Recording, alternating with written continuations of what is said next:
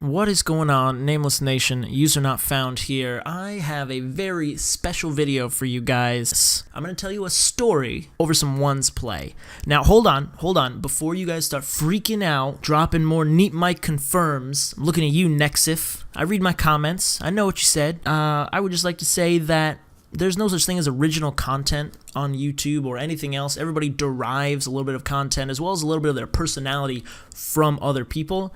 And two, if you look right here, I made a video way back when about being a girl and playing Rocket League and seeing if there was any kind of difference or if there was any kind of sexism. And then like a few months ago, Neat Mike made verbatim like the exact same video. Where was all the comments in that video saying user not found confirmed? Okay, just because his video got like, I don't know, like 300,000 views and mine got nowhere near that many, doesn't mean I didn't do it first. Maybe he's a subscriber and he watched my videos like, damn, I'm gonna do that and I'm gonna get more views from it. I'm just kidding, guys. I just wanted to tell this story, and all I've really got to do over it is one's gameplay, unless you want to just like stare at my face and me be super Italian and throw my hands all over the place, which is what I'm doing anyway. So anyway, guys, I don't want to waste any more of your time. You can tell by the title what this is, so I'm just gonna get right into it, okay? Let's start. So this story takes place in my third year of college, and I'm not even gonna sugarcoat it. I was the cool kid in my college. All right, we had the game room. I was the king of this game room. Coincidentally, my wife was actually the queen too, but we weren't even together. That's a completely different story, and I'm already sidetracked. Damn, I'm bad at this. Now, we're gonna call this gentleman Wendell.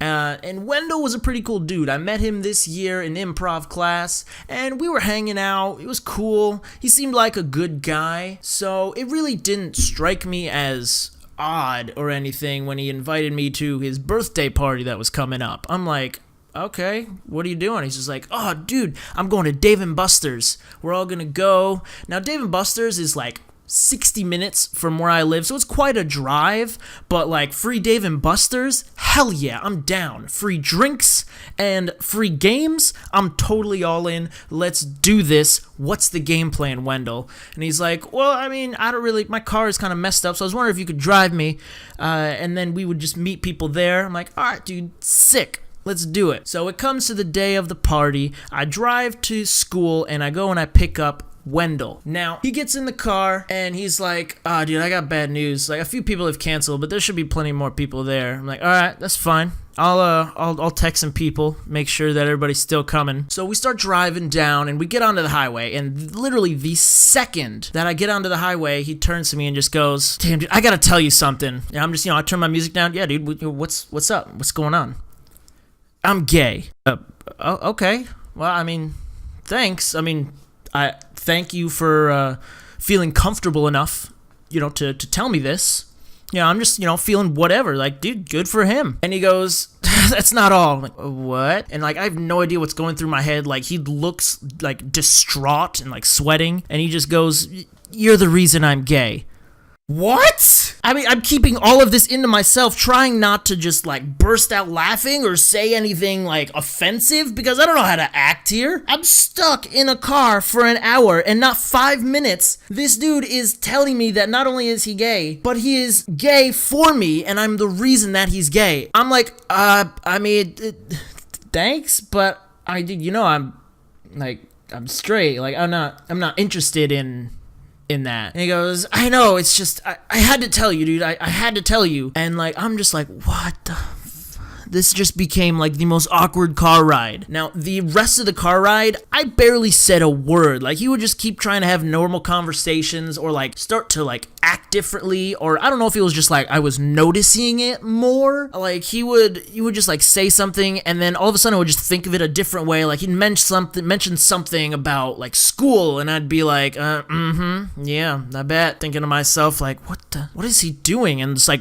replaying old memories in my head of like us hanging out out. Because, I mean, we hadn't been friends that long, maybe like 3 months. But, like, like I said, we took improv together. And he made this little skit that he put together that was kind of vague about being crushed by a crush. And I'm like, is that about me? That's gotta be about me, right? Like, he must think that. And then he just starts talking and talking more and more. And all of a sudden, like, we get close to the end and he's like, yeah, I mean, I've been holding on to this for a long time. Like, I think I might actually be in love with you. And I'm like, I mean, again, thank you, Wendell, but I'm flattered. But I mean, like I said, dude, I'm not. I know, dude. I know. I couldn't hold it in. I had to say it. So we finally get to Dave and Buster's, and I'm like, just get me out of the car. Like, nobody's texting me back. We walk into the mall because like Dave and Buster's is in the Providence Mall, which if most of you obviously have never been there.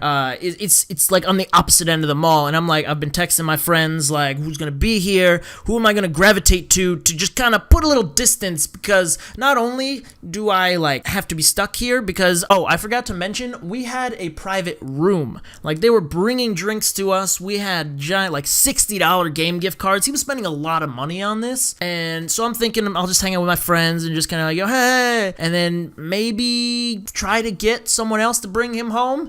I know it makes me sound like a really shitty person, but like, you guys don't understand. This was awkward. I wouldn't mind if it had ended with just, dude, I'm gay. Dude, awesome. You know, that's really great for you being bold enough and courageous enough to share that with me, or to feel comfortable enough with me to do that. But what takes me over the edge is that, like, I'm the reason that he's gay and that he might be in love with me. Like, that's too much. That's too much for me to be like alone in a car on the highway. It's too much for me to handle. So we get to Dave and Buster's, and finally some of my friends respond, and they're like, lol, nah, bruh, I'm not gonna be at that. And I'm thinking to myself, okay, well, there's definitely gonna be other people here, you know, no problem, we'll get through this. I'm already done. Like, at this point, I just want to go home. And so sure enough, we get to our private room, they close a curtain behind us, and there's just one other dude there that I have never met before in my life, and he's been like his friend for a while. So I'm literally, there's like these two guys, one of which I've been friends for 3 months, one of which I have no idea who the hell he is, and it's just me. So, you know, we get our drinks. He's like, oh, maybe people will come later, and I'm like, yeah, dude, maybe they'll come in a little while. I'm like, I'm just gonna go play my games. You can go that way, I'm gonna go this way, because I need some alone time. I need a little break. So about an hour goes by. I've already used up all my game tokens. I'm just sitting in the chair in a private room, just watching some basketball game that I could not care less about at all. I couldn't even tell you who was playing. That's how little I cared. I just needed to be able to just put my eyes at something and just stare at it. Because as I'm just having my drinks, he's about 4 feet over to the right of me, just pounding shots and giving me serious fuck me eyes, and I'm just not having that. Now, right after this random girl walks in, like squinting at the TV, trying to read the scores, and I'm like, oh, well, hello. Is this one of Wendell's friends that I don't know about? Hey, come over here, sit. Now, I, for the life of me, do not remember this girl's name, so we're just gonna call her Cassandra. No. That's way too long of a name. We're just gonna call her Becky. Sorry if Becky is your real name and you want your identity protected. I don't even really remember your name. That's just how it's gonna be. So we're just gonna go with Becky. Now, Becky, she's not 9, 10. She's like maybe a 7 on a good day. She's not bad. You know, she was this 26-year-old. I was like 22, and so she wasn't bad. You know, she was doable if you get me. You know, especially more so because I also just want to get out of this awkward situation that I've been put into. So she comes over to me just like asking about the scores and what's going on, and I'm like, honestly, I just turned it on. I don't really know. Can I buy you a drink? I mean, it's free for all of us. And like all of a sudden, like Wendell over in the corner goes from like, you know, fuck me eyes to who the fuck is this bitch hitting on my man? You know the look I'm talking about? This look right here. You know when you don't want to see something, so you just kind of put your hand in front of your eyes, like, you know, blinders that the horses have? That's basically what I'm doing, like talking to this girl, trying to work my game as he's just like staring me down. Like, I thought he was just gonna crush the shot glass that was in his hand. And, you know, we're hitting it off. We're having a little bit of fun. She takes me out to go meet her friends. So we hung out for a little while, and I just keep looking over my shoulder, and he's like just staring at me. Have you guys seen like any movie where like you just know someone psycho when they're staring at you, just like their heads cocked to the side, like wide-eyed, and they just want to like tear your head off. That's pretty much the look that I was getting for like the next 2 hours as I spent more time with, I already forgot her name, Becky? Yeah, Becky, than I was with Wendell. And he's just like freaking out. Now, before you guys again get all pissy, then he's like, hey, this guy brought you out here. He was trying to have a good time. It's his birthday. Like, I'm sorry. I have nothing against the gay community or anything like that. I just was not equipped for this awkward situation that I've been placed in, and I was handling it the best I could by just trying to stay out of it, like staying way out of it. Like, I appreciate it, you know, that you invited me to this thing, but dude, you also at the same time, you kind of lied to me. Like, you said there's gonna be a bunch of people here, and it's just you,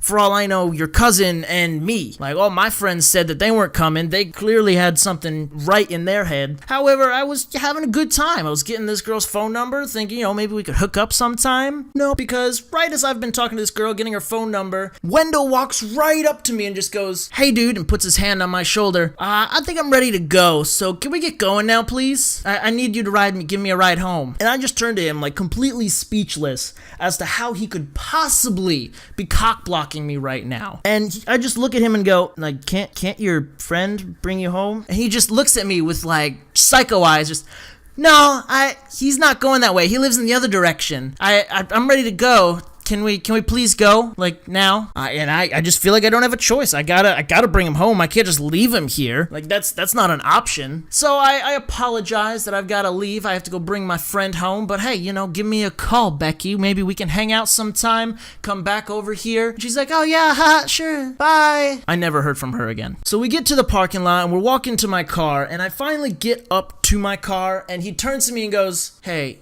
if I kissed you right now, would you be mad? And I just look at him with like, are you serious? And then I say no, but I'll do this. And then we go to the back seat of my car, and we are just bunny rabbits in the back seat of my car. I mean, we're going to town. Okay, that's not really at all what happened. Here's what really happened. He said this to me, and I, like as I said, looking at him very annoyed, just said, Wendell, if you attempt to kiss me, I will plunge my fist so far into your face, it's not even funny. And he just kind of looked at me dumbfounded, like heartbroken that he had put himself out here again, and I just completely shut him down. Like, I was done. I was turkey on Thanksgiving, burned for 4 hours, done. Like, I just want to go home. Luckily, the entire ride home was completely silent. I don't think there was 2 words said between us the rest of that drive home. I dropped him off, went home, poured myself about 16 gin and tonics, and passed out in bed. And that's kind of where this story ends. Wendell and I didn't stop being friends because of that. We were friends for a little while, even though it was incredibly awkward for me, like really awkward, because after that day, he like broke down his walls and was just like constantly making comments, like really overly sexual comments towards me. So we kind of drifted apart because he was honestly making me uncomfortable. Like, I did my best that I could. I was happy that he felt comfortable enough sharing that with me, but maybe he became just a little bit too comfortable for me. So that's the end of this story, guys. If you enjoyed this story, please drop a like on this video, as well as comment and subscribe. Leave a comment down below if you want to see this again, or maybe drop a dislike if you think that I'm a raging homophobe who needs to burn at the stake for my viewpoints. Either way, I'm excited to have a conversation with you guys in the comment section below. So thank you guys so much for watching. I will see you in the next video. Have a good night, guys. For those of you who are actually paying attention, yes, I say like a lot. No, I can't help it. However, if you want to be really cool and leave a comment down below with the correct number of times I said the word like, I'll give you a hug and a cookie. Okay, now that's really all. I gotta, like, totally go. Like, comment, and subscribe.